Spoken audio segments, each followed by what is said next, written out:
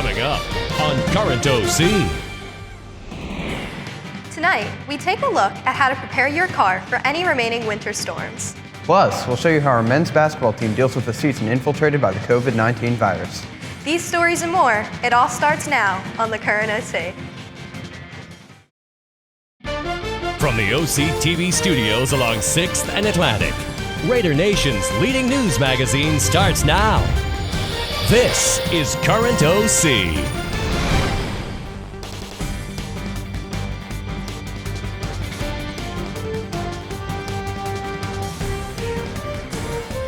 Hello and welcome to the Current OC. I'm Mallory Gould. And I'm Michael Grimley. Nice to have everyone back for another episode of the Current OC. Indeed, we're also back on a more regular basis and hope to bring you new episodes at least once or twice a month. We have begun the month of March, and it seems that we're certainly headed for more weeks of winter-like weather. With that comes a possibility of snow, and as much as we love it, snow can cause some real issues when driving. The Current OC tells us how we can prepare our cars for harsh winter snowstorms. Have you ever found yourself rushing to get ready for school and you hop in your car with just a few minutes to spare before the first bell rings, only to find your windshield frozen over, or even worse, your car just won't start? This and similar situations are far more common than some may think, and the most common reason for them is people not knowing how to take care of their car properly. The Current OC is here to give you a few tips and reminders on how to keep up with your car's maintenance during the winter season. To deal with the aforementioned windshield issue, the most helpful advice is to turn your car on about 10 minutes before you plan on leaving in order for it to heat up enough to let the ice either melt away or be soft enough to use an ice scraper and clear it off yourself. In addition to the windshield, it is also important to protect your windshield wipers and check the wiper fluid. If you park outdoors, leave the wipers in the raised position to prevent them from freezing to the windshield. Never use your wiper blades to remove ice, snow, or frost from the windshield. Use an ice scraper instead. It is important to make sure your defroster, heater, as well as your antifreeze tank are in good condition before the cold starts to set in. Antifreeze does not need to be replaced often, so just make sure that your tank has plenty to get through the winter. A frozen engine will do you no good on the road. On the topic of tanks, it is recommended to keep your fuel tank at least half full.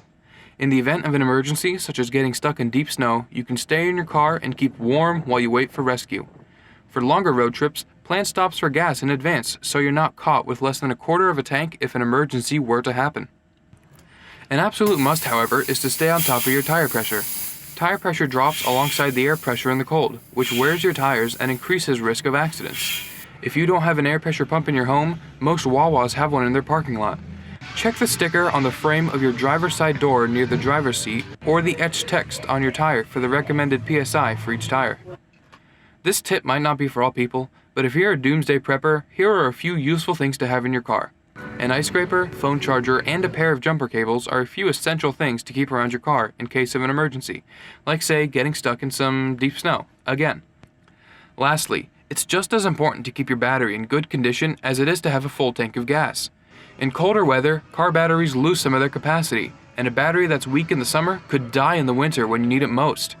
Our advice is to perform a volt test to make sure it still reaches its normal capacity. Should the battery be on the low side, it is imperative to buy a new one before the cold sets in, as that power will only dwindle further. We hope you take a few of these tips to heart and remember them in the future when you have your own car to maintain and be responsible for, as the winter season causes the most strain on vehicles.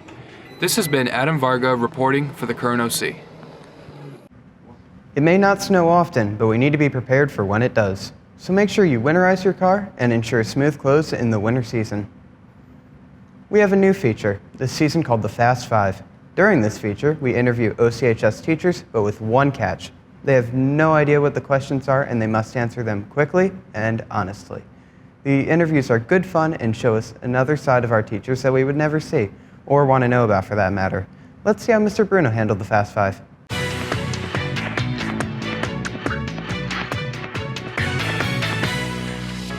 Mr. Bruno, how are you? Very well. Yourself? Very good. This is the Fast Five. We will ask you fast 5 questions, and you will have to give us your first reaction and answer to the question, and you cannot say no. Agreed. He agrees. You heard it. All right. Are you ready? I'm ready. What's the funniest joke you know right now? I don't know of any jokes, because there's one thing I don't do is tell jokes. You have to have one joke. I don't know, and I'm not a very funny, I do not know one joke. I cannot tell you one joke. I worked as a bartender for years, and one thing I never did was tell a joke. On to the next one. Is a hot dog a sandwich? Why or why not? Oh, no, it's not a sandwich. Because it's on a bun. No. It's on a bun, but a hot dog cannot be a sandwich. So then what is it?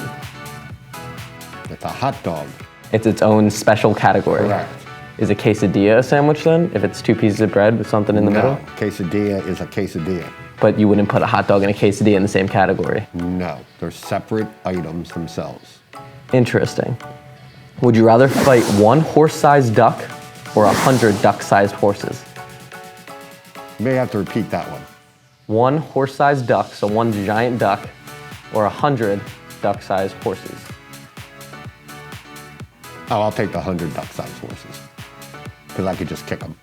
But they're like, ducks aren't that small, and horses. They're pretty small. It's better than that big one. 100 of them? You think you can take 1? Yeah, I'm pretty tough. All right, I'm not gonna put it past you. If you could pick a 3-man team to join you in the Hunger Games, like cartoon characters, real people, fake people, anybody, to join you and win the Hunger Games, who are you gonna pick? Well, I know this is supposed to be a Fast 5, but I don't know what the Hunger Games are about. So you're telling me I need to find 3 people to do what? Basically, fight to the death. Fight to the death? You're put in a bubble with a bunch of people and you gotta survive. All right, let's see. Mike Tyson. Tyson, all right. Young Mike Tyson or Mike Tyson now? Oh, would you ever see the lately you see him? Yeah. I'll take either one right now, but that early Mike Tyson I'll take, because he'd be in front of me. I would send him in first. Then I probably would take, I'd have to take probably Randy Orton. Interesting choice. You wouldn't choose like Batman or Superman or anything like that? You choose fake people? I'd take guys I like.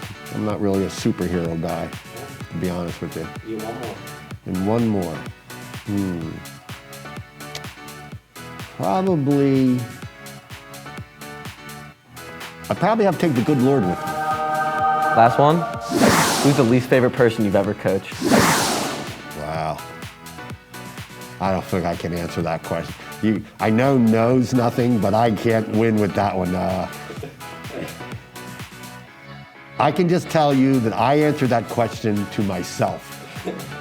I don't think I'd be willing to say it out loud, but there is a name that's in my mind right now.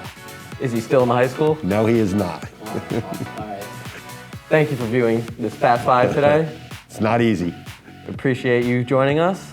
My pleasure to help you out when I can. If you'd like to see your favorite teacher, please contact the TV Media Room and tell us who you'd like to see in the Fast 5. Thanks for watching.